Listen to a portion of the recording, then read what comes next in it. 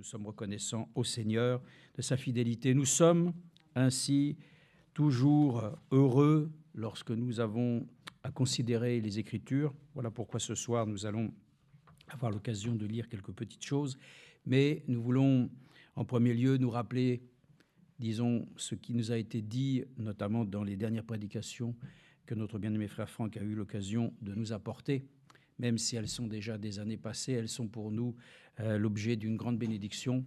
Nous les entendons et nous sentons que cela procure en nous ainsi une réjouissance, mais aussi cela doit nous accorder la grâce d'avoir foi en sa parole. Donc, il y a une chose qui m'a touché et je me suis dit en moi-même, lui-même l'a dit de cette façon et je vous le redonne tel que lui-même l'a donné.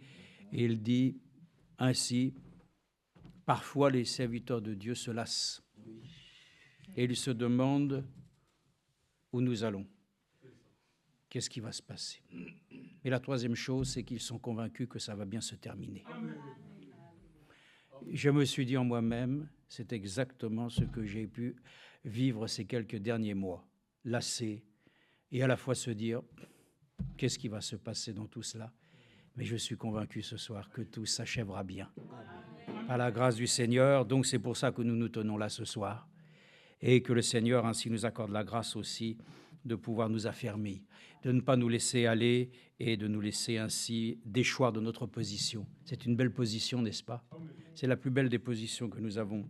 Oui, nous avons eu l'occasion simplement encore de pouvoir parler dimanche de certaines choses. C'est toujours une bonne chose que de pouvoir ainsi reconsidérer aussi le message biblique pour notre temps.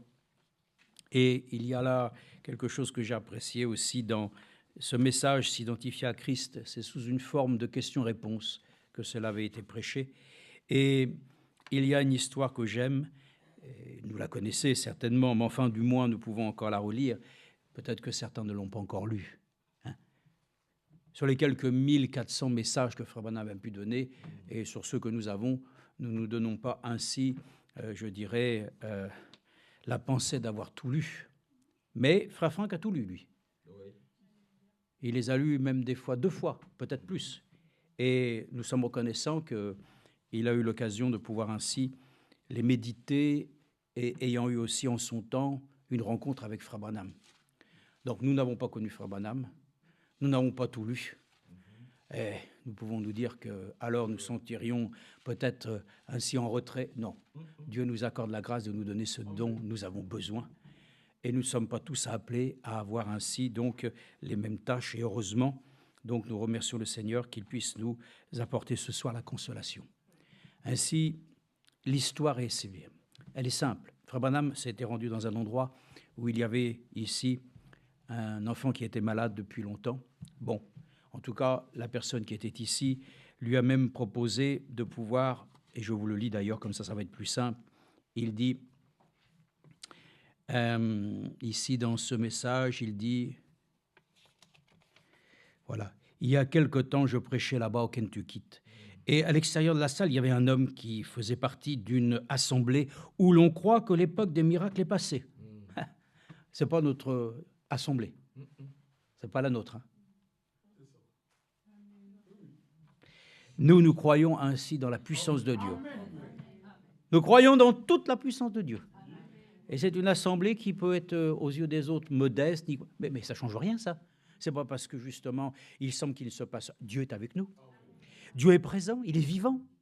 Donc nous sommes l'assemblée qui croit ainsi dans la puissance de Dieu, à sa parole révélée et ainsi à tous les dons de l'Esprit. Alors il est dit ici, il dit, dans une assemblée où on le croit que l'époque des miracles est passée, il avait une lanterne à la main. Et puis, j'ai oublié de dire, Dieu guérit. Amen. Ah oui, amen. Et il m'a dit, pasteur, je vous attendais. J'étais avec un vieil oncle à moi qui est décédé maintenant. Je lui ai répondu, oui, monsieur. Il m'a dit, je suis un tel. Et je lui ai serré la main et je lui ai dit, je suis vraiment heureux de vous rencontrer, frère. Et il m'a dit, il faut que je vous dise que je crois que vous avez complètement tort. Ça commence mal. Mais il est très heureux de le voir. Il y a des gens qui sont très heureux de vous voir pour vous dire que vous avez tort. Puis il y a des gens qui sont très heureux aussi simplement pour reconnaître qu'eux, ils ont tort. C'est différent, n'est-ce pas? En tout cas, nous sommes heureux parce que nous pouvons nous rencontrer ce soir, parce que Dieu a raison. Parmi nous ici, ce soir, nous pouvons le dire, Nous ne sommes pas là pour reprocher à quelqu'un qu'il est dans l'erreur. Nous pouvons dire simplement, marche dans la vérité. Et si quelque chose ne va pas, que c'est un peu de travers, Dieu va t'aider à redresser la chose. Voilà, c'est tout. Le but, c'est ça. À quoi ça nous servirait de vouloir ainsi, je dirais, mépriser ou essayer d'affliger? Ce n'est pas possible. En tout cas, nous savons que le Seigneur n'agit pas comme cela, et nous croyons que nous devons agir de cette même manière, mais la parole de Dieu est sévère. Et la parole de Dieu fait son travail. Bon, alors il est dit, eh bien, il dit, moi, je vais vous dire, c'est votre droit le plus strict, parce que vous êtes un Américain. Et il a dit, eh bien, vous voyez, je lui ai dit, vous voulez dire que j'ai tort à quel sujet? Ah oui, c'est ça. Faut nous dire aussi, si des fois, on pouvait avoir tort, sur quoi on a tort, hein? Alors, au sujet de la guérison, ah, voilà. Alors là, je lui ai dit, et cette jeune fille aux pieds nus qui est tombée sur l'estrade hier soir avec un petit bébé, elle-même n'avait guère plus de 14 ans et elle était pieds nus, avec une espèce de robe, comment on appelle ça? Ah oui, du Vichy, calicot ou quelque chose, je ne m'y connais pas en tissu. Et elle tenait un bébé, elle est venue jusqu'à moi et il y avait des gens jusque dans les fenêtres. Et c'était une église méthodiste, l'église méthodiste de White Hill, tout près de Burkesville, dans le Kentucky, où je suis né. Et elle tenait ce bébé, et j'ai dit, « Sœur », j'avais demandé, « Est-ce que quelqu'un est malade ?» Et elle s'était avancée là, une pauvre créature timide, la tête baissée, et elle a dit, « Oui, monsieur, mon bébé. » Et la pauvre fille faisait, frère Branham, limite, comme ça. Bon. Et je lui ai dit, qu'est-ce qu'il y a, sœur? Elle a dit, il a la tremblote. J'ai dit, la tremblote? Oui, monsieur. J'ai dit, depuis combien de temps est-ce qu'il a cette tremblote? Elle a répondu, eh bien, depuis qu'il est né. Et à cette heure, il a près d'1 an. Et je lui ai dit, est-ce que vous voulez bien me laisser tenir ce bébé? Là-bas, dans les régions montagneuses, il faut faire attention à ces choses-là. Elle a dit, oui, monsieur. Elle m'a mis le bébé, bout de chou dans les bras. Et dans mon cœur, je suis resté immobile un instant et j'ai dit, « Oh Dieu, si tu peux me permettre de gagner ces gens à toi, fais quelque chose pour moi maintenant. » Et pendant que je tenais ce bébé dans mes bras, il a cessé de trembler. Ma sœur Christiane Durand aussi tremble. Dieu prend soin des bébés comme des âgés. Ce soir, nous devons le dire, nous devons invoquer le Seigneur pour nos personnes âgées. Parce que toi et moi, et nous certainement encore plus proches, nous approchons. Ce n'est pas que nous voulons dire cela parce qu'au jour ça nous arrivera que nous aimerions, certainement que nous aimerions, mais c'est aujourd'hui que nous devons croire que Dieu prend soin des bébés tremblants comme aussi des personnes âgées tremblantes. Et toutes ces maladies, Parkinson et toutes ces choses, c'est du diable. Et nous croyons que Dieu lui-même va guérir.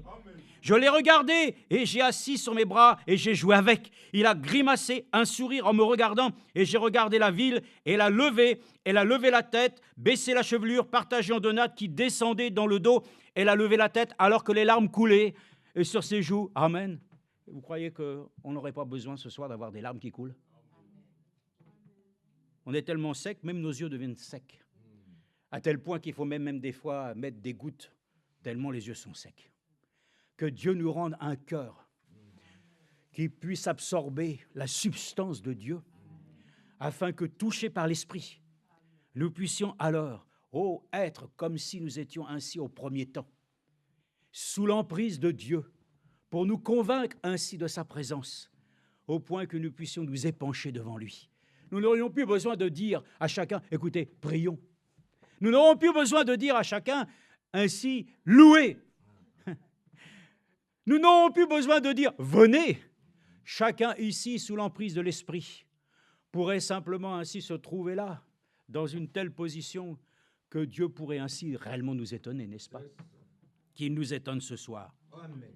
Elle a levé la tête alors que les larmes coulaient sur ses joues et il y avait des hommes frustes avec des moustaches longues comme ça et des larmes leur coulaient sur les joues. J'ai regardé autour de moi, j'ai dit, tenez votre bébé, sœur, Jésus-Christ l'a guéri. Amen. Et les femmes là se sont mises à s'évanouir et à tomber par terre. Amen. Il n'y a même pas besoin de s'évanouir ce soir. Non, parce que si tu t'évanouis, tu ne vas même pas profiter de la situation. Reste éveillé. Ainsi, c'est ce que disait cette femme à Frère Branham. Oh, Frère Branham, je sens que je vais m'évanouir. Il dit non, vous n'avez pas besoin de vous évanouir. Au contraire, restez vigilante. Participez à la chose. Il n'y a pas besoin d'avoir ce soir des sensations bizarres. Il n'y a pas besoin de se sentir ainsi obligé de tomber en arrière, surtout pas. Ou d'avoir ainsi le sentiment que nous allons faire des choses bizarres. laissons-nous par le Saint-Esprit faire les mêmes choses qui étaient à la Pentecôte. Nous n'avons pas besoin d'expérimenter d'autres choses que les croyants ainsi de la première Église ont expérimenté. Alors, je lui ai dit, qu'est-ce qui a fait cela? Le monsieur, on revient, celui qui dit que Frère Branham a tort. Vous allez voir la chose. Bon, je lui ai dit, qu'est-ce qui a fait cela? Il m'a dit, Monsieur Branham, je ne peux pas accepter quelque chose si je ne le vois pas de façon tout à fait claire. C'est normal, non? C'est juste ce soir. Nous n'avons pas besoin d'accepter des choses si ce n'est pas clair. Hein? Il y a beaucoup de choses qui ne sont pas claires d'ailleurs, hein? Je peux vous le dire. Hein? Mais il y a des choses qui sont claires. Et ces choses-là, frères et sœurs, dans notre cœur, ça doit faire ainsi tilt. Il ne doit pas y avoir ce soir de choses sur lesquelles ainsi nous pouvons le dire. Comme ainsi Thomas, si je ne vois pas de mes propres yeux, alors je ne croirai pas.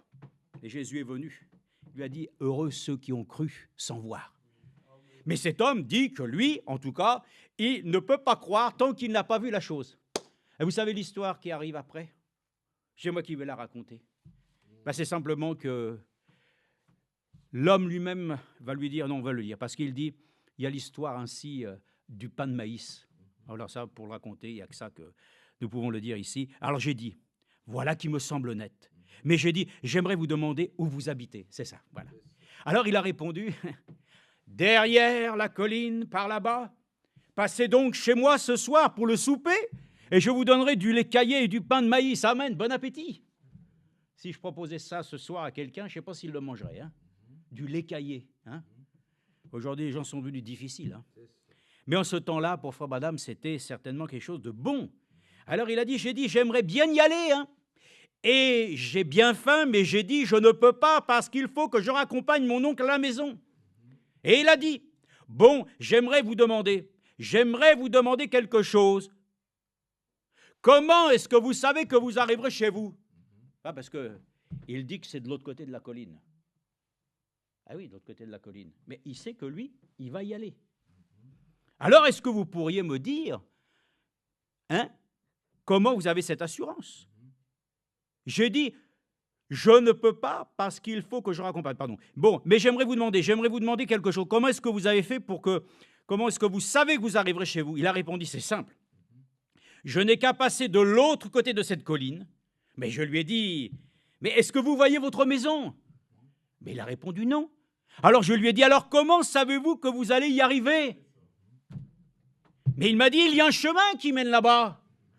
Mais je lui ai dit, n'empêche que vous ne le voyez pas.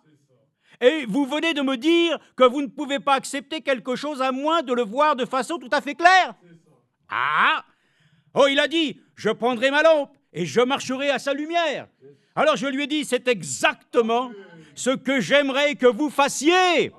Au fur et à mesure que la lampe est claire, vous marchez dans la lumière, comme lui, il est dans la lumière. Nous arriverons à bon port. Amen. Et ça, c'est ce que je vous dis. On peut être un peu affaibli, on peut avoir des craintes sur certaines choses, on se demande, est-ce que ça vaut la peine? Oui, parce que nous sommes convaincus. À l'arrivée, je sais que nous serons avec lui. Amen. Oui, il a dit, c'est ainsi qu'alors, nous arriverons à bon port. Même si je ne vois pas clairement l'arrivée, je sais que ce sera là. Amen. Amen. Pouvons-nous voir si clairement l'arrivée, nous? Eh bien, frères et sœurs, c'est à regarder simplement à travers Christ. Et ses promesses, c'est de regarder à lui simplement. Parce que ne dites pas que vous pouvez voir si clairement les choses du point de vue humain, ce n'est pas possible. Mais par la foi. C'est par la foi que nous allons nous emparer du prix, de la chose que Dieu nous a promis. Et nous sommes très heureux, frères et sœurs, qu'alors, dans un exemple si simple, qu'un homme puisse dire « Je ne croirai rien tant que je ne l'ai pas vu ». Mais il sait. Vous allez dire, peut-être qu'il connaît sa maison. Moi aussi, je connais ma maison. Nous avons une maison là-haut au ciel qui nous attend. Et Dieu nous a accordé la grâce déjà de pouvoir le dire. Nous sommes heureux lorsqu'on nous disons « Allons à la maison du Seigneur ». Nous connaissons cette maison, frères et sœurs. Simplement, nous avons besoin ainsi de nous laisser éclairer. Que Dieu soit ce soir avec nous pour nous accorder ainsi dans sa bienséance de pouvoir nous laisser réellement instruire par lui.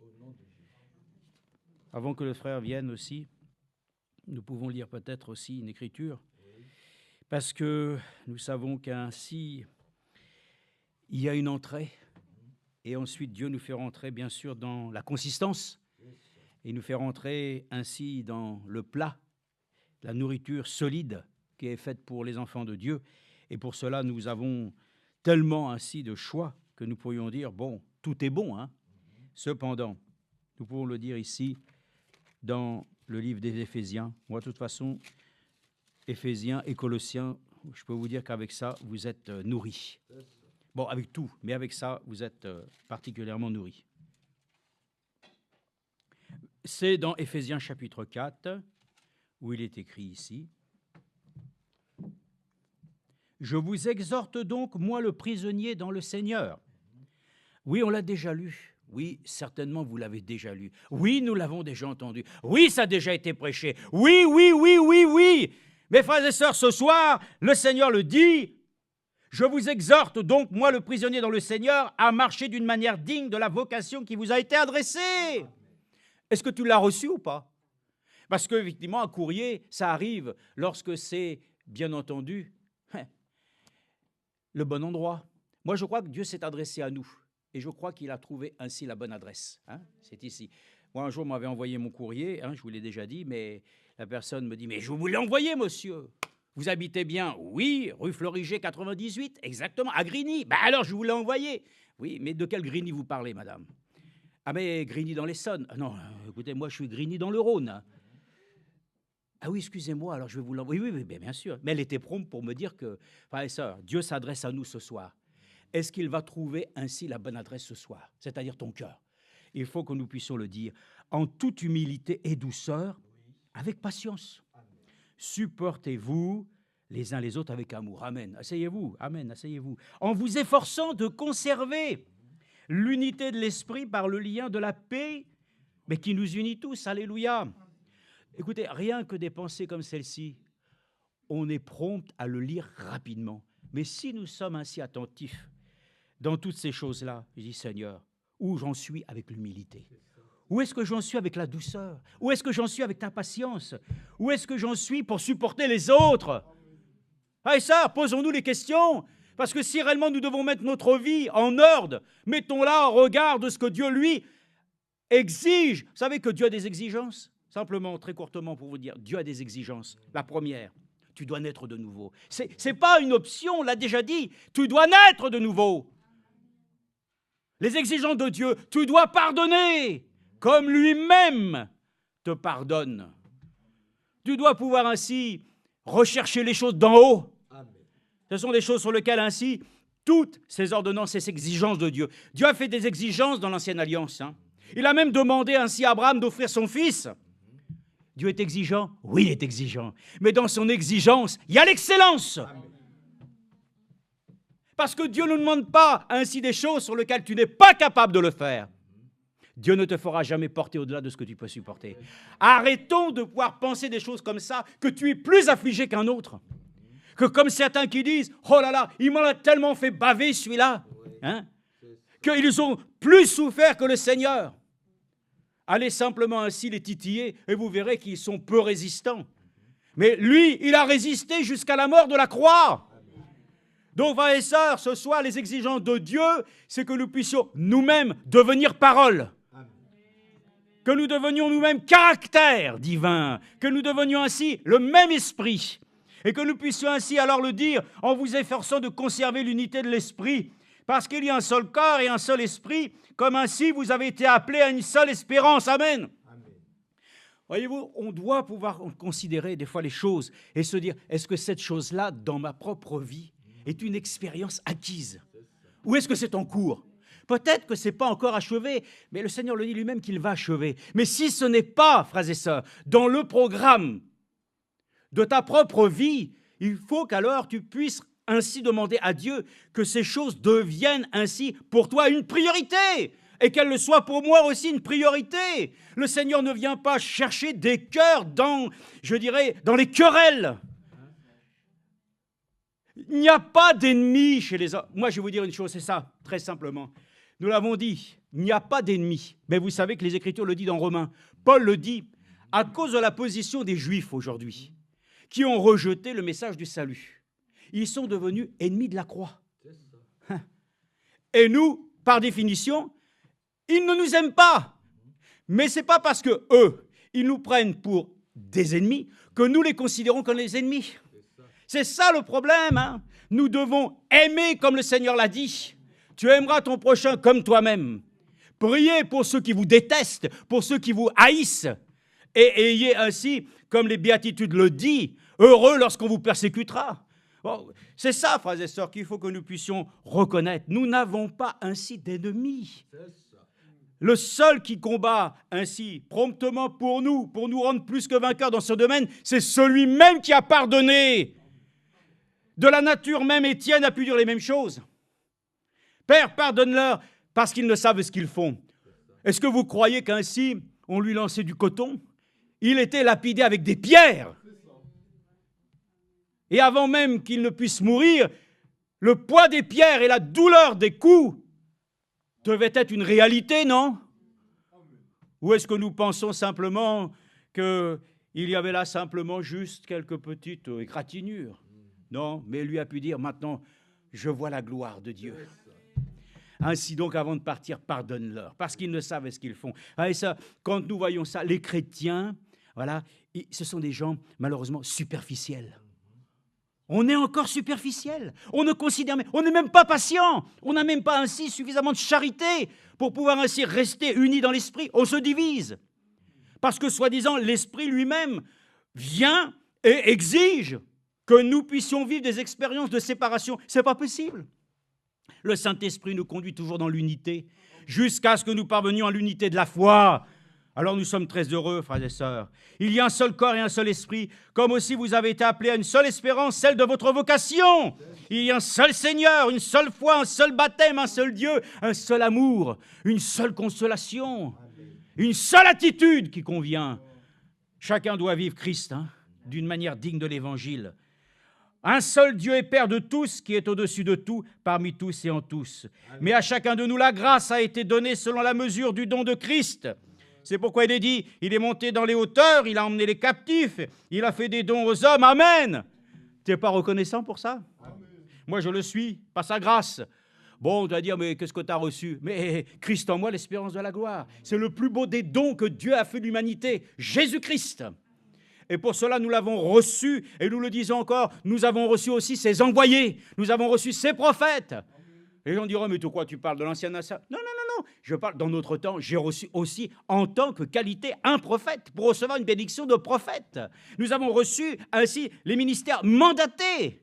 Et puis, nous aussi, nous sommes à la suite, frères et sœurs.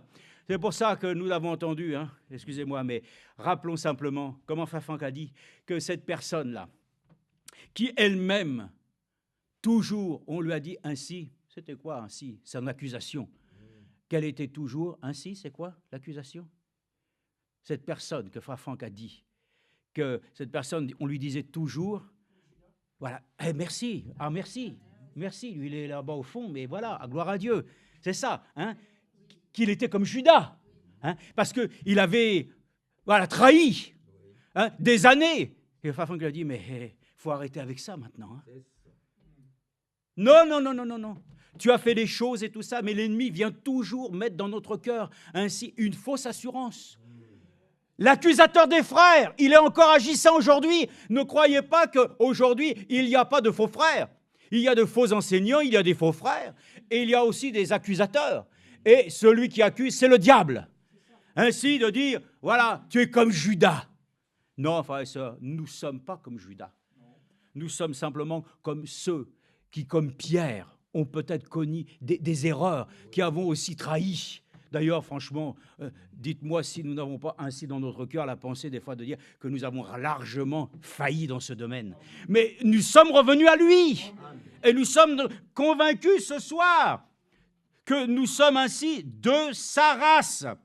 Alors nous sommes heureux, car ainsi il est dit, celui qui est descendu, c'est le même qui est monté au-dessus de tous les cieux, afin de remplir toutes choses. Amen. C'est lui qui a donné les uns les autres comme ceci, comme cela. Ce soir, nous nous réjouissons, parce que nous savons qu'ainsi le Seigneur lui-même n'en a pas terminé ainsi avec nous.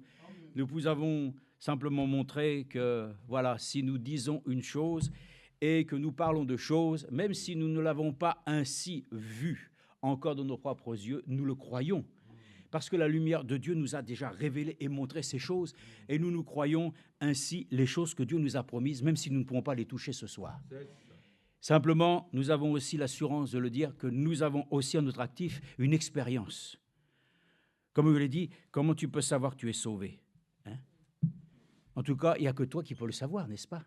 Parce que tu sais que Dieu a fait une œuvre de grâce dans ta vie. Il t'a changé, tu t'es repenti, tu as accordé ainsi maintenant la priorité dans ton existence de lui appartenir.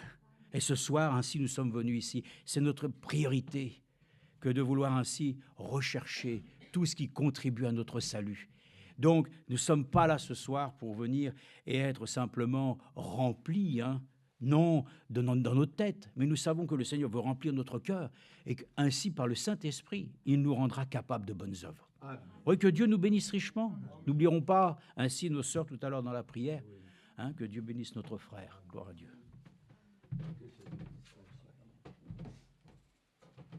Que le Seigneur nous bénisse.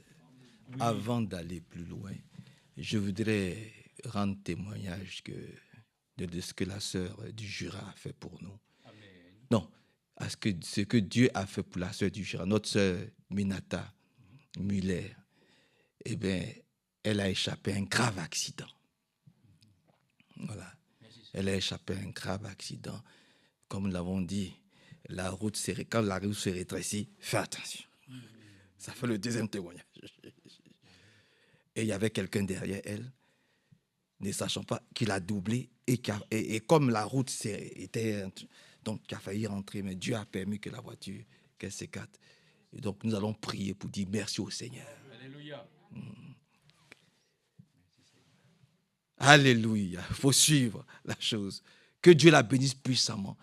Et ensuite, il y a aussi un témoignage au niveau du travail. Vraiment, tout se passe très bien. En tout cas, elle a rendu pas mal de témoignages.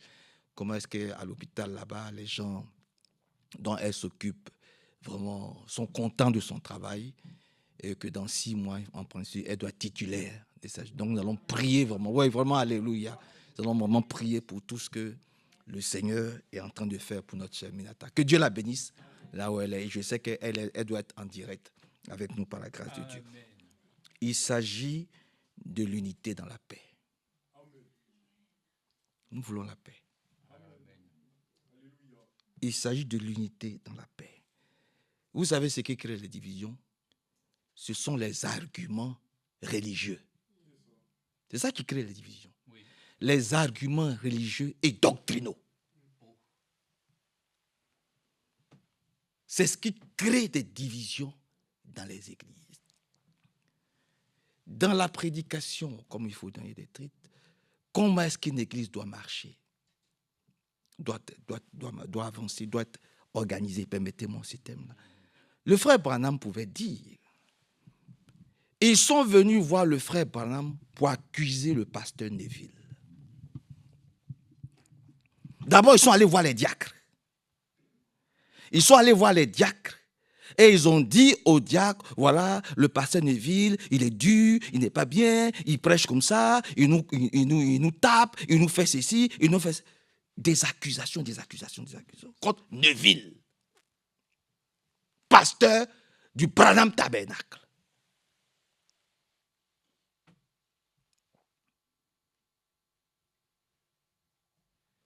Ils l'ont accusé.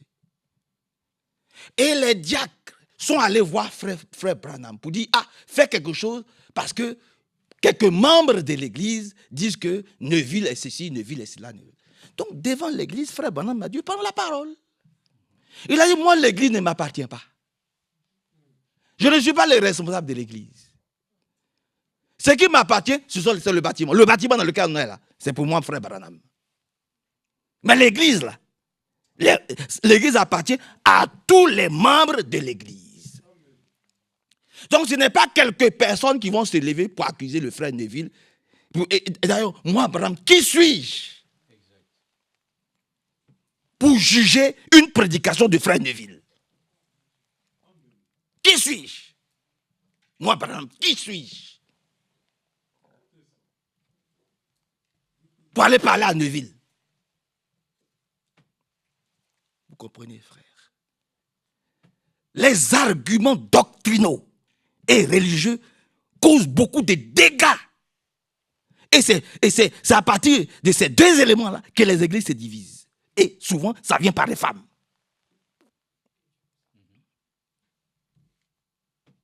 Paul lui a dit, hein, si vous voulez, on va faire élection. Mais la façon dont vous venez accuser Neuville, là, ça ne vient pas de Dieu. Donc faites très attention quand des gens viennent critiquer les serviteurs de Dieu. Ils ont aussi accusé Frère Franck. L'affaire même est allée à la justice contre lui. Qu'est-ce qu'ils n'ont pas dit de Frère Franck? Et cela même est parti de sa propre femme. De sa propre femme. Hervé a la lettre, j'ai là aussi la lettre. On s'est juré chez lui, à l'époque, à Chizel. Je me rappelle, je suis allé chez lui à Chizel. On s'est dit qu'on n'allait jamais diffuser cette lettre-là. C'est lui qui m'a dit. Il m'a dit, voilà la lettre. Mais n'en parlons jamais. Qu'est-ce qu'ils n'ont pas dit sur le frère Franck, sa propre femme? Ça a divisé l'église. Ça a divisé l'église.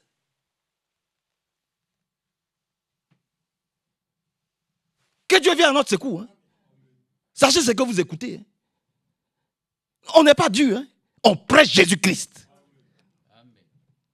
Celui qui est dur là, qui a été dur là, il s'appelle Moïse.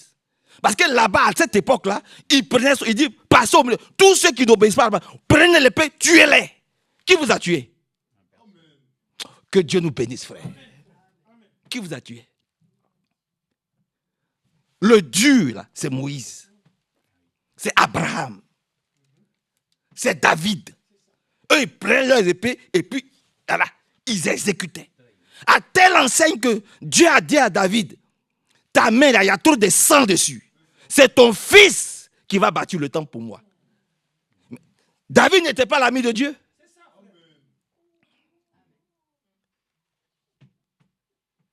Faites attention à vos jugements contre les serviteurs de Dieu. Ils ont tenté ça sur Neuville, dans le Branham Tabernacle. Ils ont tenté sur Elwal Frank, là-bas, à Crefeld. Ce n'est pas nous qui vont pas, sur lesquels ils ne vont pas tenter. Vous comprenez? C'est ce qui divise l'Église. Et ça vient du diable. Avant, il y a 30 ans en arrière, je me rappelle bien, frère Hervé, on ne savait pas qui était ton hérisse, qui était... Quand on se voyait, mais comment j'ai connu Hervé? Un jour, j'étais dans le métro D, j'avais une brochure en main. Il y a le frère, je ne sais pas s'il s'appelle Anjou ou Angelo. Un frère, je ne sais pas si c'est Angelo ou bien, comme il y a tellement longtemps. J'avais une brochure, je lisais la brochure, et il m'a vu, il m'a dit, ah frère. J'ai dit oui, ah tiens, il m'a dit, tu lis une brochure? J'ai dit oui, je lis une brochure. Il m'a dit, mais il y a un frère qui s'appelle Hervé. Tu le connais? J'ai dit non, je ne le connais pas. Alléluia. Oui, mais donne-moi ton téléphone. Et je lui donne mon téléphone. Et puis, le soir, là, frère Hervé m'a appelé. On ne savait pas qui était qui.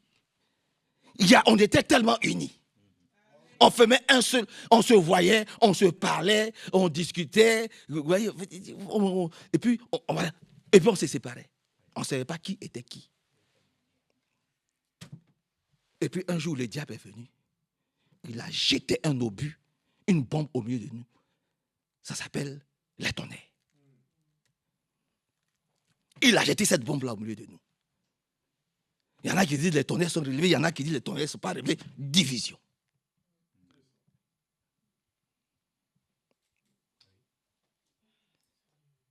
Au lieu de serrer, au lieu de dire, mais frère, asseyons-nous. Le prophète a dit, quand tu manges là, un poulet, là, les os, là, tu mets de côté. Mettons de côté les choses, ils n'ont pas besoin. Division. Ils sont séparés. Ceux qui croient au tonnerre et ceux qui ne croient pas au tonnerre. Et puis, il y a une haine qu'on ne peut même pas décrire. au milieu du peuple de Dieu. Ils se détestent, ils se détestent. Division, ils se détestent. Comme s'ils n'avaient jamais marché ensemble avant. Et puis, au milieu même de ceux qui ne croient pas au tonnerre, là, il y a eu encore un autre but. Vous voyez, le diable, quand il fait, et puis il se met à côté, puis il vous regarde. Non? Argument sur argument, argument sur argument. Celui-là croit ça, celui-là croit ça. Oui. Et puis, il a encore jeté un obus. Les viandes étouffées. Il jette encore un obus. Le port du foulard. Il y a des frères qui disent, ah, il y a des soeurs qui peuvent porter un foulard sur... Non. Les soeurs ne doivent pas porter de foulard. C'est leurs cheveux qui est comme voile. Division.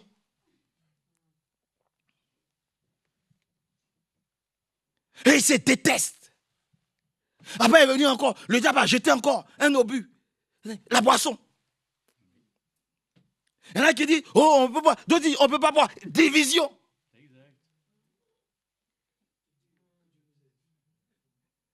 Il y a ceux qui sont pour dire, oui, on peut boire. Ceux qui ont dit, non, on ne peut pas boire. Division.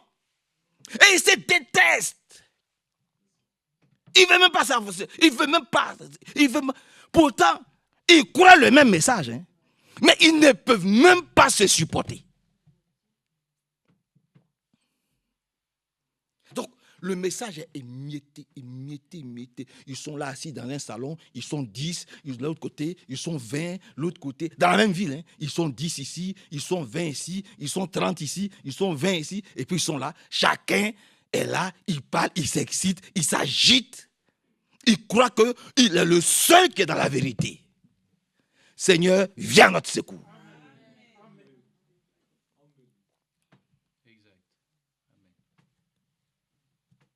C'est ce que nous avons lu là. Seigneur, viens à notre secours. Seigneur, viens à notre secours. On est au niveau aussi des tonnerres là-bas. Division. Ils sont divisés. À tel enseigne que quand tu vas en Afrique, deux églises sont face à face. Tu n'as qu'à traverser la route, comme ici là.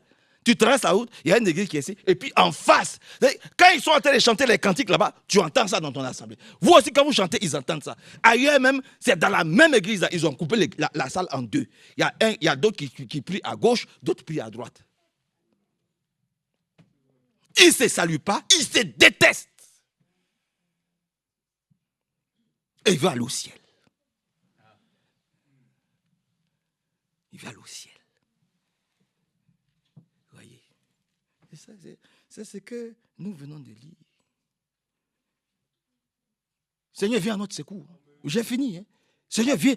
Vraiment que le Seigneur vient. C'est-à-dire qu'on ne fait pas la chose avec une bonne conscience ou une conscience pure. C'est sur des arguments religieux, doctrinaux, qui ne tiennent pas la route. Ce n'est pas conduit par l'esprit. Ce n'est pas conduit par l'esprit. Ils ont divisé le Branham Tabernacle. Ils ont divisé l'église de Krefeld. Ah oui. Ils ont divisé l'église de Branham Tabernacle. Ils ont voulu opposer frère Neville et frère Branham.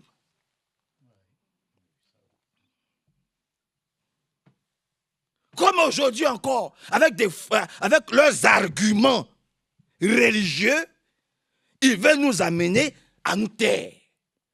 Alors qu'une assemblée locale, elle est autonome, elle est conduite par les 5 ministères.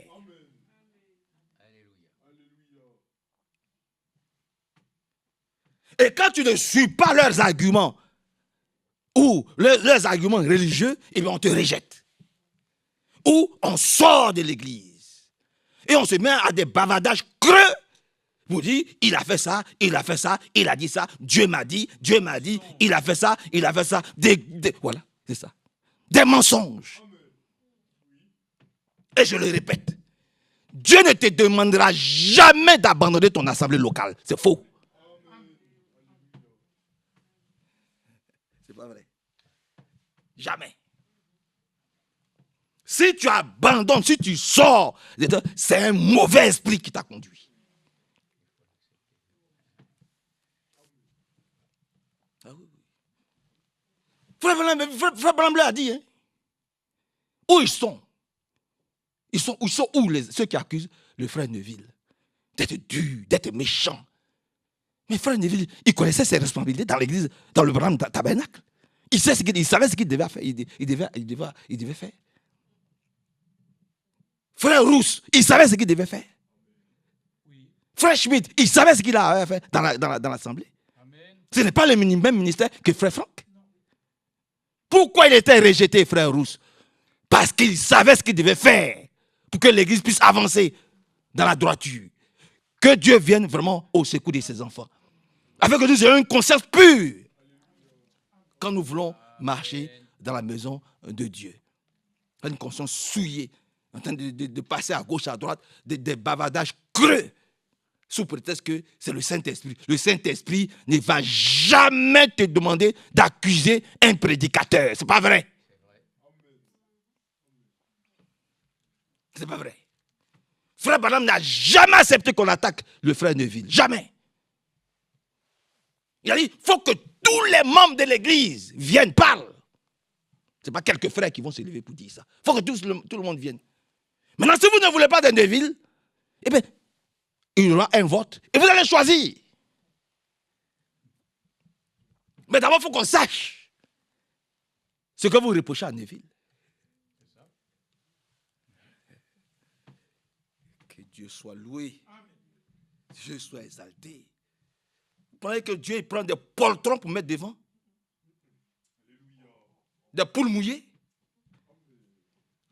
Des gens qui tremblent lorsqu'ils voient les gens, les brebis?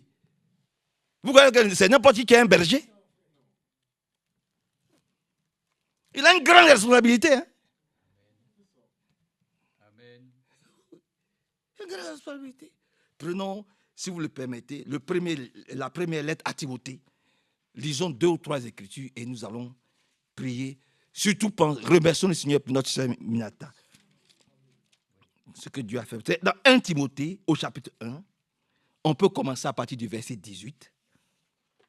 1 Timothée 1, 18. Il est dit ici, 1 Timothée chapitre 1, 18. Timothée, mon enfant. 1 Timothée. Vous avez 2 Thessaloniciens. Ensuite, vous avez première lettre à Timothée, à partir du verset 18. Timothée, mon enfant, je te confie cette recommandation, conformément aux paroles prophétiques qui ont été prononcées autrefois à ton sujet. Ah oui. Ce sont des paroles prophétiques qui ont été prononcées pour Timothée. Que Dieu soit loué. Hein? Amen. Conformément aux paroles prophétiques. Que ces paroles soient ta force. Et ces paroles soient notre force. Amen. Les paroles prophétiques. Amen. De ce message. C'est ça notre force. Que ces paroles soient ta force dans le bon combat que tu as à livrer. Oui. Ce combat-là, nous allons le livrer jusqu'à la fin.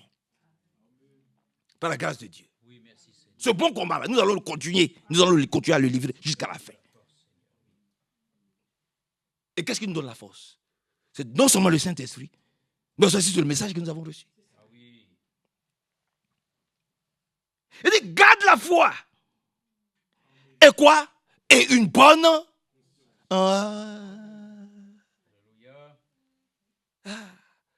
Maintenant, celui qui veut qu'il aille souiller sa conscience avec des gens négatifs, des gens qui ne voient que des choses négatives ou des mauvaises choses dans l'église. Frère l'a dit. Nous avons foi que les choses avancent. Amen. Amen. Et qu'aujourd'hui, là, c'est lui-même qui est en train de nous tailler. C'est lui-même qui est en train de nous préparer. Et comme nous savons que nous sommes quelquefois des enfants têtus.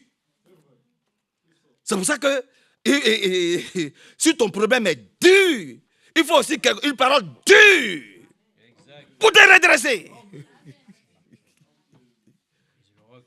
Il faut que le roc soit brisé. Amen. Dieu, il sait qui il envoie pour te parler. Alléluia. Ton problème, il est dur. Il faut une parole dure pour briser ce roc-là, ce caillou-là. Gloire à Dieu. Que Dieu soit loué.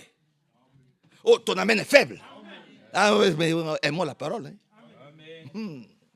On est en train de se préparer. Aimons la parole. Hein. Aimons la parole de Dieu. C'est ça qu'il s'agit. Voyez-vous. Maintenant, si vous voulez, continuez à aller avaler toutes les couleuvres que Satan vous vend à gauche, à droite. Par des femmes qui sont là et qui ont l'apparence d'être pieuses. Ou par des frères qui sont là, qui ont l'apparence d'être pieux, religieux. Ça va détruire votre foi. Seigneur, viens à notre secours. Je vous le dis, Seigneur, viens à notre secours. Que Dieu nous aide. Ça va détruire votre foi. Il dit ici, par la grâce de Dieu, j'ai fini, par la grâce de Dieu, il dit, garde la foi et une bonne conscience. Quelques-uns ont refusé d'écouter leur conscience. Voilà. Ils ont refusé d'écouter leur conscience et ont causé ainsi le naufrage de quoi? De quoi? Leur foi a fait naufrage parce qu'ils n'ont pas écouté leur conscience. Ta conscience, là, elle te dit, ta place, là, c'est dans la maison de Dieu. C'est dans la présence de Dieu. Voilà. C'est marcher avec Dieu. Amen. Le chemin, il est rocailleux. Alléluia, oui. Bien des flèches vont te percer. Dieu, il voit. Mais il faut que toi et moi, on tienne là, dans sa présence, jusqu'au bout. Mais pourquoi on aime aujourd'hui la facilité? Pourquoi on aime la facilité? Il dit, ta conscience, là, elle doit être pure. Voilà. Ta conscience, ma conscience, notre conscience, elle doit être pure. Amen. On doit marcher avec une conscience. Parce que quand ta conscience est pure, ça te permet de maintenir ta foi. Amen.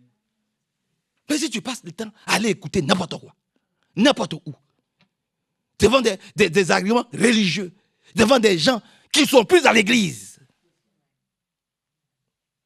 et que c'est avec eux seulement qu'on te retrouve. Mais demain, tu vas être dehors. Mais bien sûr. Ou bien tu vas être présent, mais ta présence sera égale à ton absence. Ils refusent. Je recommence. Quelques-uns ont refusé d'écouter leur conscience. Et ont causé ainsi le naufrage de leur foi. Maintenant, ici, de deux personnes. Il dit, parmi eux se trouvent Hyménée et Alexandre. Il dit quoi? Je les ai livrés à Satan. Afin qu'ils n'apprennent plus à insulter Dieu. À insulter Dieu. En accusant les frères. En accusant les prêtres. Je vous ai dit, quand on ouvre la Bible, quand on est là, nous sommes face à face avec Dieu. Voilà, c'est ce que ça signifie. Là, on est face à face avec Dieu. Si tu allais manger chez des gens qui ne font qu'accuser les hommes de Dieu, qui ne sont plus hommes, qui créent des divisions avec des arguments fallacieux, religieux, comme cet Alexandre-là, il dit, je les ai livrés à Satan pour qu'ils apprennent à ne pas insulter Dieu, pas Paul. Voilà comment ils ont insulté, ils ont maltraité, ils ont méprisé, ils ont tué. Je dis qu'ils disaient, lequel des hommes que j'ai envoyés, vous n'avez pas tué? Lequel? Parce qu'on ne prêche pas comme eux, ils aimeraient être à entendre prêcher. Il faut qu'on les caresse dans le sens du poil, qu'on les dise les bonnes choses qu'ils ont envie d'écouter, d'entendre. Ce n'est pas comme ça dans la maison de Dieu. Combien de fois ils n'ont pas attaqué Frère Branham? Attends, il y a des moments où Frère Branham a dû s'asseoir. Lui, le prophète.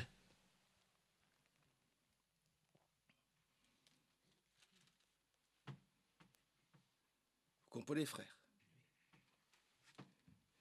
Seigneur, viens à notre secours. Viens à notre aide.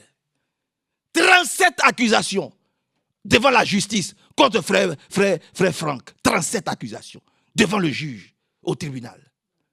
Tout ça pour que...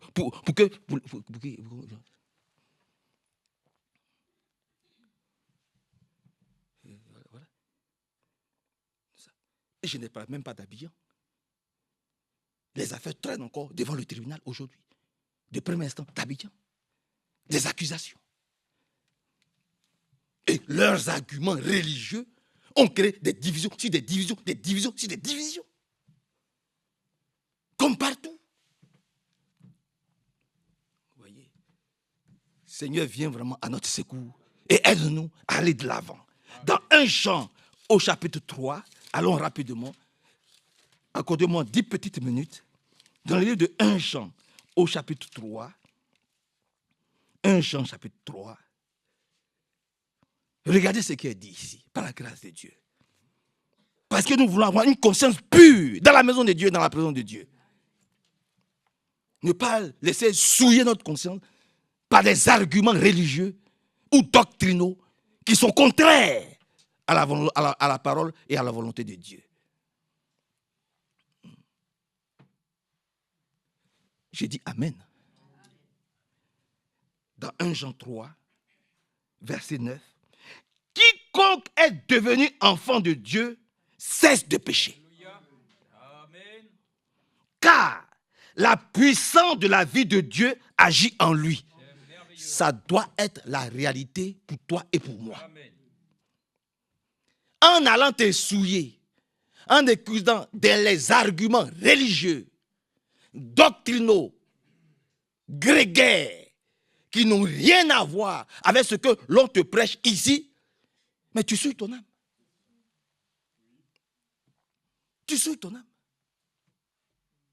Tu souilles ton âme. Tu souilles ton âme. Mais en disant ça, je suis en train de t'insulter. En disant ça, je suis en train de... C'est l'évangile de la peur. J'ai dit la Bible. C'est l'évangile de la vie. Par la grâce de Dieu. Voyez-vous. Et pour te dire que ce qui est en train de se passer là, ce n'est pas dans l'assemblée des Branham, ils ont tenté ça aussi.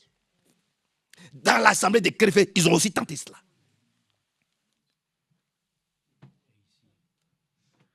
Ici aussi, ils vont tenter, mais ils vont échouer. Au nom de Jésus-Christ. Amen. Alléluia.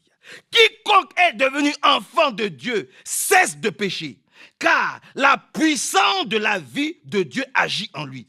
Puisque Dieu est son... Non, ici chez moi, c'est mis Dieu est son Père. Alléluia. Oui. Oui. Regarde. Chez moi, il y a mis ici. Puisque Dieu est son Père. Amen. Je raconte des blagues. Puisque Dieu est son Père. Non, si Dieu est mon Père. Alléluia. Alors, je cesse de pécher. Alors, j'essaie d'avoir une conscience souillée. Je n'écoute pas n'importe quoi. Je n'écoute pas les choses qui peuvent traiter frère Hervé ou frère Manassé de n'importe quoi. Je n'écoute pas. Je n'écoute plus. Si quelqu'un vient me parler d'Hervé, je dis tu te tais. Va voir avec lui. Jamais je vais prêter l'oreille à des gens qui vont venir accuser un frère. Au contraire, je fais comme la famille Branham. Frère Branham dit, quand tu as affaire à un Branham, tu as affaire à toute la famille Branham. D'abord, ils ne vont même pas chercher, ils vont se grouper sur toi, ils vont te frapper d'abord. C'est après, ils vont aller voir leur frère pour dire, mais qu'est-ce qui s'est passé? Quel est ton problème avec celui-là? Nous, c'est comme ça on marche. Hein. Dans l'église, nous, c'est comme ça on marche. Tu ne peux pas critiquer un frère devant nous. Ou tu ne peux pas critiquer une soeur. Tu ne vas pas souiller notre conscience. Parce qu'il est là, il est avec moi, il est à côté de moi, il est en moi. Dieu est son Père, Dieu est mon Père. Allons rapidement. Permettez-moi d'aller rapidement. Il est dit ici, puisque Dieu est son Père, il ne peut pas continuer à pécher, à se souiller. Voici ce qui distingue clairement les enfants de Dieu des enfants du diable. Quiconque ne fait pas ce qui est juste ou n'aime pas son frère n'appartient pas à Dieu. C'est pas ce qu'on a entendu tout à l'heure, frère Hervé. Quiconque ne fait pas ce qui est juste ou n'aime pas son frère n'appartient pas à Dieu. Maintenant, quand on descend un peu, parce que tout est bon, hein, mais descendons un peu. Allons à partir au verset 19. Descendons un peu, allons au verset 19. Vous êtes avec moi? Allons au verset 19, par la grâce de Dieu. Il a dit, voilà comment nous savons que nous appartenons à la vérité. Voilà comment nous savons que nous appartenons à la vérité. Voilà comment notre cœur pourra se sentir rassuré devant Dieu. Donc il y a deux choses.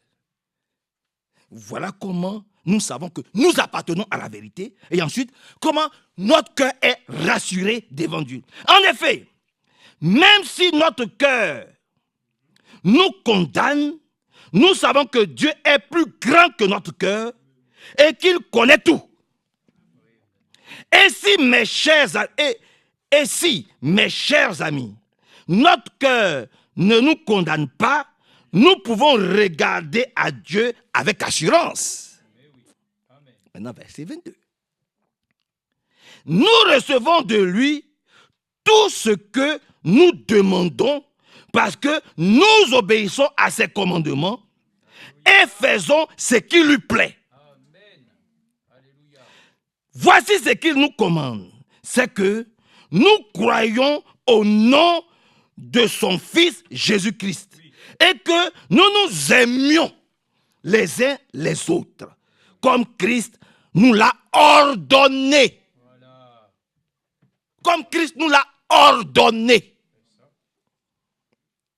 Celui qui obéit au commandement de Dieu demeure uni à Dieu. Et Dieu est présent en lui. Alléluia. Voici comment nous savons que Dieu demeure en nous. C'est grâce au Saint-Esprit qu'il a mis en nous.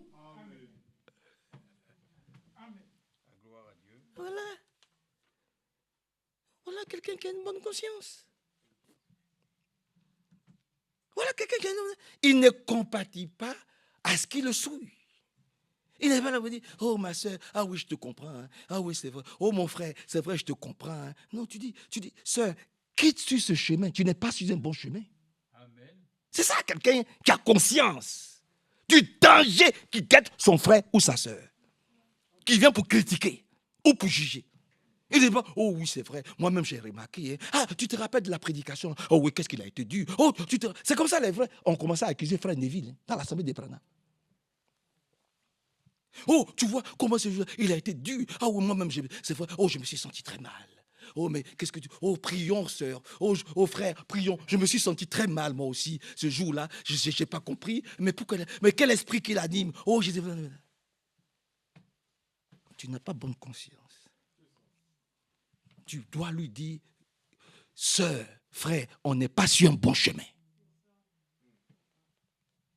Ce que nous faisons là, ce n'est pas bon. Il faut qu'on se ressaisisse.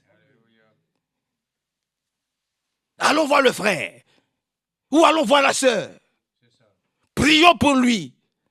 Il faut qu'on se décharge de ce fardeau sur Dieu. Il faut que Dieu te rassure. Tu n'es pas rassuré, sœur, de ce que Dieu est en train de faire dans ton assemblée locale. Satan a mis sa main sur toi. C'est dur, mais c'est la vérité. Et nous prêchons la vérité. Oh, c'est vrai. Oh, qu'est-ce qui se passe? Oh, c'est vrai. Moi aussi, je crois que j'ai vu que... Oh, c'est pas bien tout ça. C'est quoi ces enfantillages-là? Ah oui, que Dieu nous aide, frère. Que Dieu nous aide. Comment on peut grandir avec ce genre de comportement? Et vous ne voulez pas qu'on en prêche? Vous ne voulez pas qu'on le dise? Nous prêchons Jésus-Christ crucifié, ressuscité, vivant.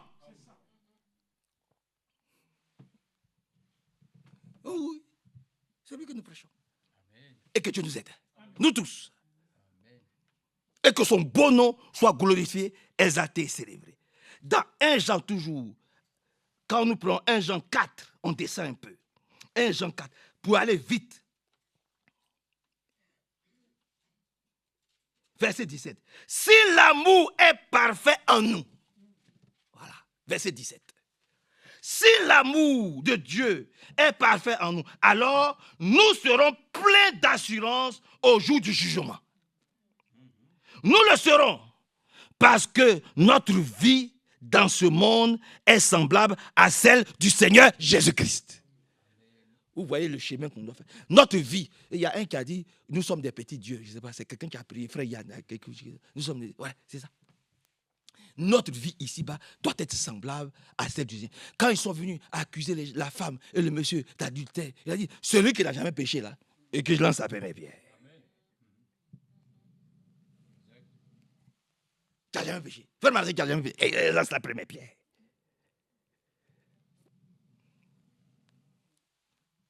Ils se sont tous regardés comme ça. Leur conscience a commencé à... Ah oui.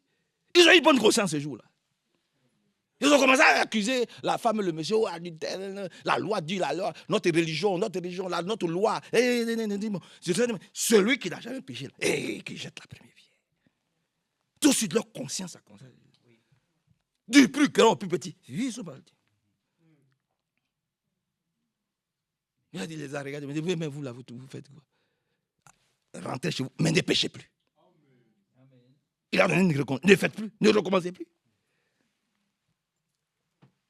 Où sont vos accusateurs? Ils sont tous partis. Bon, d'accord. S'ils ne sont plus là pour vous accuser, eh bien moi aussi je ne vous accuse pas. Mais ne recommencez plus. Vous voyez? Ça, c'est des bonnes personnes.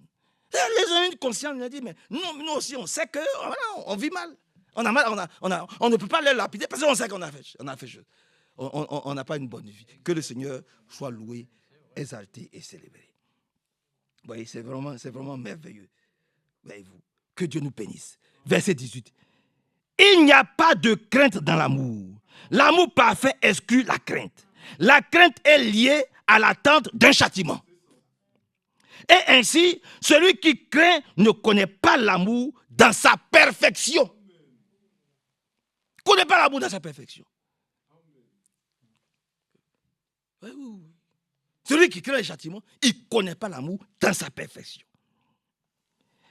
Quant à nous, nous aimons parce que Dieu nous a aimés le premier. Si quelqu'un dit « j'aime Dieu » et qu'il haïsse son frère, c'est un menteur. Tu ne peux pas dire que tu aimes Dieu et puis tu ne peux pas t'asseoir avec moi ici, dans la même salle. C'est ce que ça veut dire.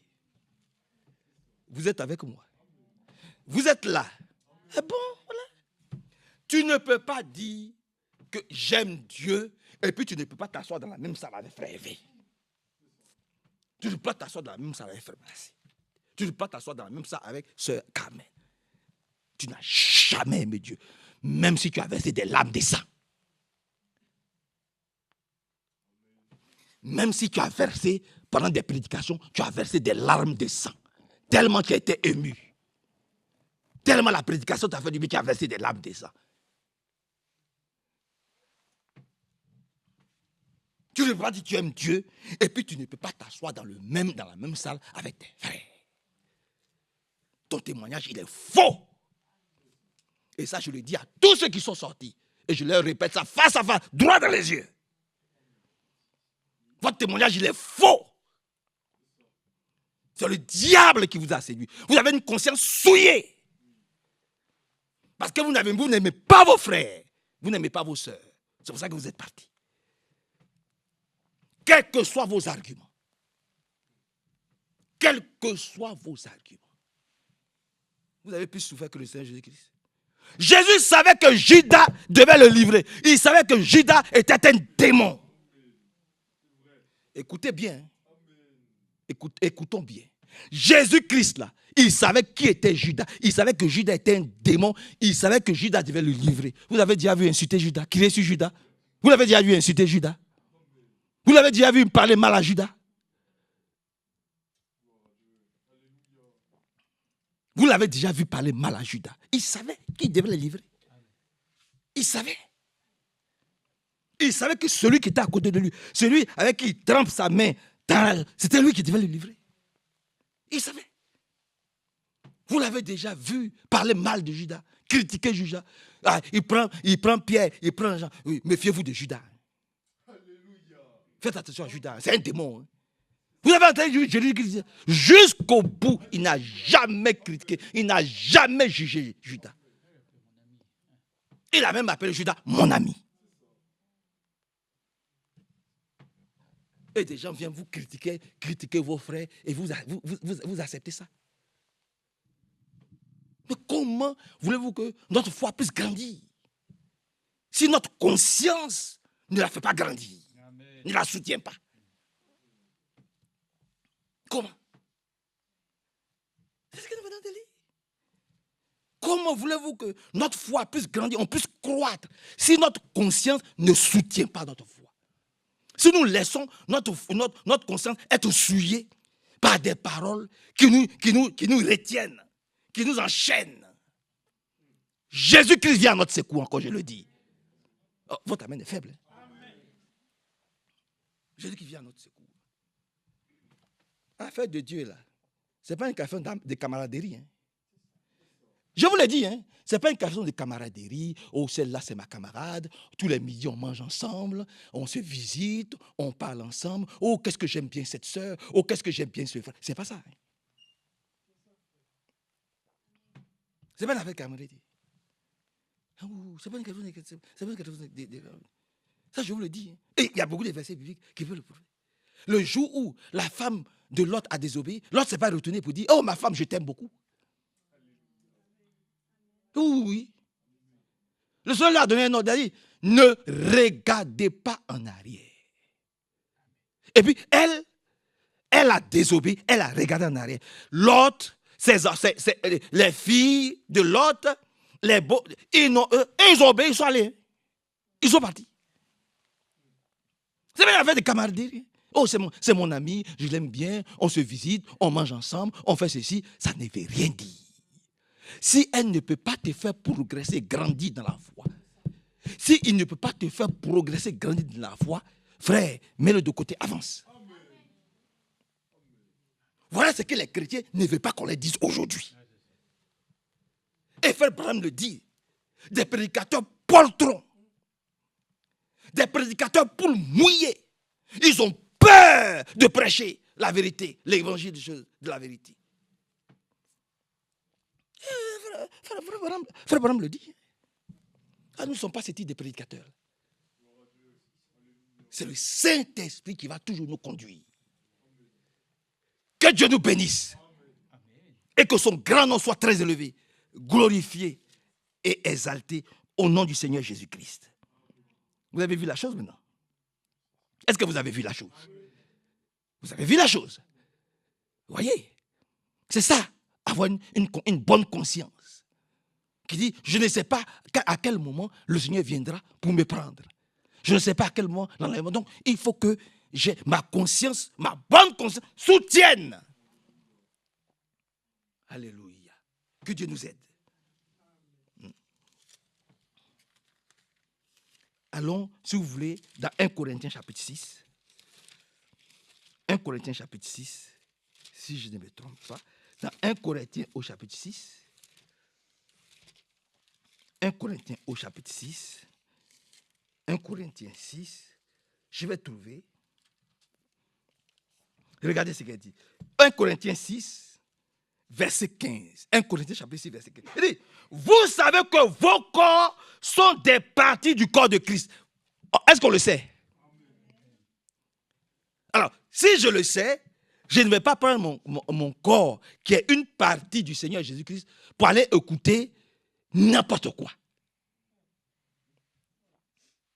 Ah oui. Pour aller écouter n'importe quoi. Surtout des injures et des calomnies. Il a dit, vous savez que vos corps sont une partie du corps de Christ. Vais-je donc prendre une partie du corps de Christ pour en faire une partie du corps d'une prostituée? Ah non. Je ne vais pas si je sais que je suis une partie, je ne vais pas prendre cette partie-là pour aller faire partie d'une prostituée. Il n'en est pas question. Vais-je donc prendre une partie du corps du Christ pour en faire une partie du corps d'une prostituée? Certainement pas. Ou bien, ne savez-vous pas que l'homme qui s'unit à une prostituée devient avec elle un seul corps? Il est écrit en fait, les deux deviendront une seule chair, un seul être. Mais celui qui s'unit au Seigneur Jésus-Christ devient spirituellement un avec lui. Il devient spirituellement un avec le Seigneur Jésus-Christ. Jésus-Christ, ce n'est pas un critiqueur. Ce n'est pas quelqu'un qui fuit l'assemblée. Il n'a jamais abandonné son assemblée. Par contre, les gens l'ont abandonné. Les gens l'ont abandonné. Ils ont dit quoi? Ils ont dit, cette parole est dure. Qui peut l'écouter? Ils ont dit au Seigneur Jésus, cette parole est dure. Qui peut l'écouter? Ils étaient 70. Et puis, il en est resté 12. Il dit, vous là, vous ne partez pas. Et il y a un qui a dit, il s'appelle Pierre, il dit, à qui irions-nous? C'est toi qui as les paroles de la vie éternelle. Et je vous répète encore, les divisions là, ça n'a pas commencé sur la terre, ça a commencé au ciel. Les divisions là, ça a commencé là-bas. Un tiers des anges à leur tête, et Lucifer. Alors, je suis dans Ésaïe 14, chapitre 14, où vous pouvez le lire aussi dans Ézéchiel, chapitre 28. Dieu s'adressant au roi de Tyr, c'est à Satan lui-même qui s'adressait. As brillant, prince de l'aurore. Celui qui a dit qu'il va se mettre à la place du Très-Haut. C'est-à-dire, il va prendre le trône du Très-Haut. Tu as été précipité, jeté sur terre. C'était un as brillant. Et un tiers des gens qui sont devenus des démons. Et dans l'assemblée de Jésus-Christ, il y a eu division. Parce qu'il trouvait aussi que la parole du Seigneur, que le Seigneur Jésus-Christ l'enseignait, était trop dure. Pourtant, moi, quand j'entends le Seigneur, je ne vois pas où c'est dur. Je ne vois pas où, quelle parole que Jésus-Christ, quand je lis les évangiles, je ne vois pas où c'est dur. Mais eux, ils ont trouvé que c'était dur. Donc, ils sont sortis de l'assemblée de Jésus-Christ. C'est de notre assemblée, ils ne vont pas sortir. Ne les suivez pas. Ne faites pas comme eux. Le prix que le Seigneur Jésus a payé pour nous est trop grand pour écouter des fables habilement conçues. Des soi-disant Jésus-Christ, Dieu m'a dit, ou des soi-disant le Saint-Esprit m'a dit. Ça ne peut pas être vrai. Maintenant, je vous laisse vous-même à l'appréciation de votre propre conscience. Vous comprenez? Mais ce que vous devez savoir, c'est que dans l'assemblée des frères, ils ont tenté de faire sauter, de faire destituer le frère Neville, pasteur de l'assemblée du Branham Tabernacle, par des fausses accusations. Ils ont essayé. Ils ont aussi essayé de faire asseoir frère Branham lui-même. Vous comprenez, frère? Et ils ont aussi essayé de faire asseoir le frère Errol Frank lui-même, sa propre femme. Vous comprenez, frère? Et aujourd'hui, le diable, quand il fait ces choses-là, et puis il s'assoit, et puis il nous regarde. Et puis il se moque, il dit, ah ouais, je les ai eus, hein. Je les ai émiettés. Je les ai émiettés, je les ai divisés, je les ai séparés.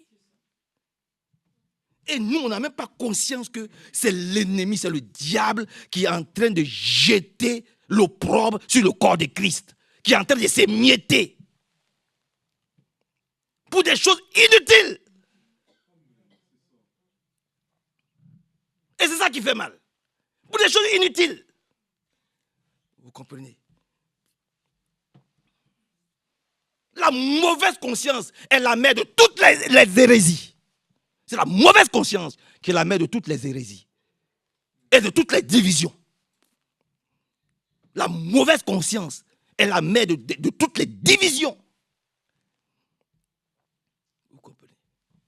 Que le Seigneur vraiment vienne à notre... Je vous le dis, hein, que le Seigneur vraiment vienne à notre secours. Nous tous. Hein. Il est 20h30, je vais m'arrêter là. Que le Seigneur vraiment vienne à notre secours. Que le Seigneur vienne à notre secours. Avant, on était nombreux. On était nombreux. On s'aimait. On s'acceptait comme on était. Quelles que soient les fautes, les défauts, on acceptait. On dit, ah, le frère, il est comme ça. Ce sont ses faiblesses. Prions pour lui. Ah, la sœur, elle est comme ça. Ce sont ses faiblesses. Prions pour elle. Et puis on avançait. Et nous étions puissamment bénis. Voyez-vous. Le diable est venu avec cette histoire des tonnerres. Les tonnerres sont révélés. Les tonnerres sont révélés. Les tonnerres sont révélés. Oh, boum. Séparation. Division. La haine, la haine, la haine. À tel enseigne que si les brochures ne venaient pas de Lausanne ou de Krefeld, les gens ont pris, ils ont brûlé des brochures. Parce que les brochures ne venaient pas de Lausanne ou de Krefeld. Ils ont brûlé. Mais frère, ces brochures-là, de la lumière, mais frère, c'est la parole de Dieu. C'était la parole de Dieu. Ils ont brûlé les brochures. Ils ont détruit les cassettes. Écrasé, sous prétexte que ça ne vient pas. Fallait regarder là-bas dans une direction. Si, non, ce n'est pas bon. Ça nous a émietté, ça nous a émietté, ça nous a émietté. Tu ne pouvais plus saluer ton frère. Tu ne pouvais plus visiter ton frère. Et aujourd'hui, regardez l'église. C'est le monde qui est entré dans l'église. Le diable nous a tellement affaiblis que, voyez-vous, il nous a tellement divisés, il nous a tellement affaiblis que maintenant, maintenant le monde rentre maintenant. Tout ce qui est mondain, charnel, c'est en train de prendre, c'est en train de gagner beaucoup de place dans l'église. Un remplacement de la cohésion, de l'amour fraternel, c'est devenu maintenant des choses inutiles. Le monde rentre dans l'église, hein. Et quand nous ne le permettons pas, c'est pour ça qu'on nous attaque. C'est pour ça qu'on nous déteste. Parce que nous ne permettons pas à ce que les choses du monde rentrent dans l'église. Mais dans les autres assemblées, c'est complètement le monde. Ça s'embrasse, ça s'attrape, les sœurs viennent à la chair, elles abusent. Dans le message.